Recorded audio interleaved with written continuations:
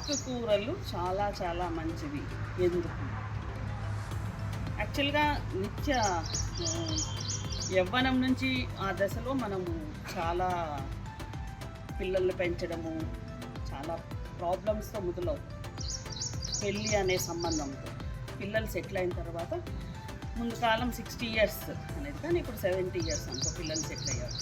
వానప్రస్థాశ్రమం అని వెళ్ళాలి అనే ఒక సంస్కృతి అదే మన రీసెర్చ్లో కానీ మన వేదాల్లో కానీ ఉండేది. ఎందుకు మనకు వానప్రస్థాశ్రమం ఎందుకు అంత ముఖ్యము?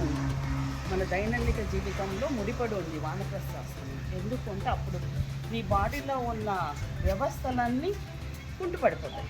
కుంటుపడి ఎనర్జైజ్ కావాలి అంటే ఎట్లా ఎనర్జైజ్ చేసుకుంటారు? పంచభూతాల్లోకి వెళ్ళిపోవాలి. పంచభూతాలు అంటే ఏవి? నీళ్ళు, గాలి అటువంటివన్నీ మంచిగా దొరకాలి. అందులో ఒకటి ప్రాశస్త్యమైనటువంటిది మొక్కలు. ఎందుకు మనం వానప్రస్థాశ్రమము అంటే మామూలుగా అడవుల్లోకే వెళ్ళమనేదే కదా వానప్రస్థాశ్రమం. అడవులకే ఎందుకు వెళ్ళాలి అనేది నియమము.